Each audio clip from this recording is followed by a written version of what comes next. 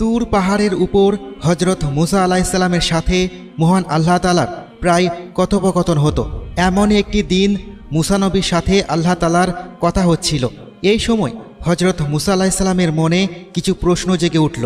তখন হজরত মুসা আলাইহিসসালাম মহান আল্লাহ তাআলাকে 4টে প্রশ্ন করলেন, যার উত্তর মহান আল্লাহ তাআলা মুসা নবীকে দিয়েছেন।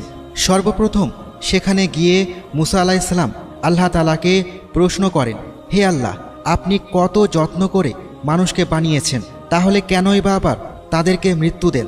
তখন আল্লাহ তাআলা মুসা আলাইহিসসালামকে ফসল ফলানোর আদেশ দিলেন। হজরত মুসা আলাইহিসসালাম আল্লাহর নির্দেশ মতো তাই করলেন। তিনি প্রচুর পরিমাণে গম উৎপাদন করলেন। কিছুদিন পর যখন ফসল পেকে গেল, তখন তিনি ফসল থেকে দানা বের করলেন এবং খোসা আলাদা করলেন। তখন আল্লাহ তাআলা হজরত মুসা আলাইহিসসালামকে জিজ্ঞাসা করলেন, হে মুসা, তুমি নিজ হাতে ফসল ফলালে, তাহলে আবার নিজ হাতে ফসল কেন কেটে ফেলেছ? আর ফসল যখন কেটেই ফেলেছ, তাহলে এই ফসলের খোসা আলাদা কেন করেছ? তখন জবাবে হজরত মুসা আলাইহিসসালাম বললেন, যদি ফসল খোসা থেকে আলাদা না করি তাহলে তো আমি খেতে পারবো না। আল্লাহ তাআলা জিজ্ঞেস করলেন, তুমি এই পদ্ধতি কোথায় শিখেছ? মুসা আলাইহিসসালাম বললেন, আপনার কাছ থেকে শিখেছি ইয়া আল্লাহ। আল্লাহ তাআলা বললেন, আমি তোমাদের যা শিখিয়েছি তা নিজে কেন ব্যবহার করব না? আমি মানুষ সৃষ্টি করেছি এবং মৃত্যু দিই, যাতে আমি বুঝতে পারি যে কার রূহ কেমন। এমন কথা শুনে হজরত মুসা আলাইহিসসালাম বললেন, রূহ কি সবার এক হয় না? মহান আল্লাহ তাআলা বললেন, পৃথিবীতে 2 ধরনের রূহ হয়, কারো রূহ পবিত্র, আবার কেউ বা নিজ রূহকে কুলসিত করে ফেলেছে। আর মৃত্যুর পর আমি এই রূহ দেখেই জান্নাত জাহান্নাম নির্ধারণ করব। তুমি যেমন গম থেকে খোসা আলাদা করো, আমি তেমনি অপবিত্র থেকে পবিত্র রূহ আলাদা করে ফেলি। তুমি যেমন নির্ধারিত সময় পরে ফসল উত্তোলন করো, আমিও ঠিক তেমনি নির্ধারিত সময়ের পর রূহ থেকে দেহ আলাদা করে ফেলি। মৃত্যু তোমাদের কাছে কষ্টের কারণ হলেও এটি ন্যায়পরায়ণ আদম সন্তানের জন্য পুরস্কার পাবার একমাত্র মাধ্যম, আর নেককার ও বদকার লোকেদের প্রতিদান দেওয়ার জন্য একমাত্র মাধ্যম। এরপর হজরত মুসা আলাইহিসসালাম আল্লাহ তাআলাকে আরও একটি গুরুত্বপূর্ণ প্রশ্ন করেন, আর তা হলো, হে আল্লাহ, এই পৃথিবীতে আপনি কাকে সবচেয়ে বেশি পছন্দ করেন?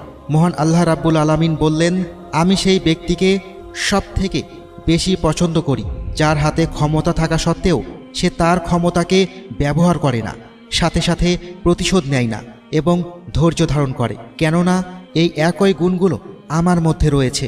তোমরা যত পাপ করো, আমি যদি সাথে সাথে তার প্রতিশোধ নিতাম, তাহলে সারা পৃথিবীতে কোনো মানব সম্প্রদায় বেঁচে থাকবে না। তেমনি করে পৃথিবীতে এমন অনেক প্রভাবশালী ব্যক্তি আছে যারা সাথে সাথে প্রতিশোধ না নিয়ে অপেক্ষা করে।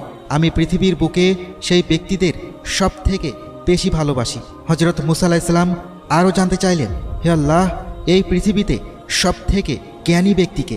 আল্লাহ তাআলা বললেন, যে ব্যক্তির জ্ঞান পিপাসা কখনো শেষ হয় না, আর যে ব্যক্তি তার অর্জিত জ্ঞান নিজের মধ্যে সীমাবদ্ধ না রেখে আল্লাহর সন্তুষ্টির জন্য তা মানুষের মধ্যে বিলিয়ে দেয়, সেই আমার কাছে শ্রেষ্ঠ জ্ঞানী। হজরত মুসা আলাইহিসসালাম আল্লাহর কাছে আরও জানতে চাইলেন, হে আল্লাহ, এই পৃথিবীতে সব থেকে ধনী ব্যক্তিকে?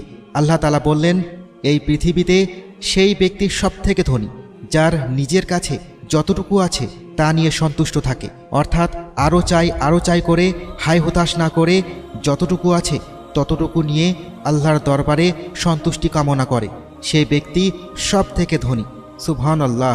এই কথাগুলো শোনার পর হজরত মুসা আলাইহিসসালাম আল্লাহর প্রতি কৃতজ্ঞতা আদায় করেন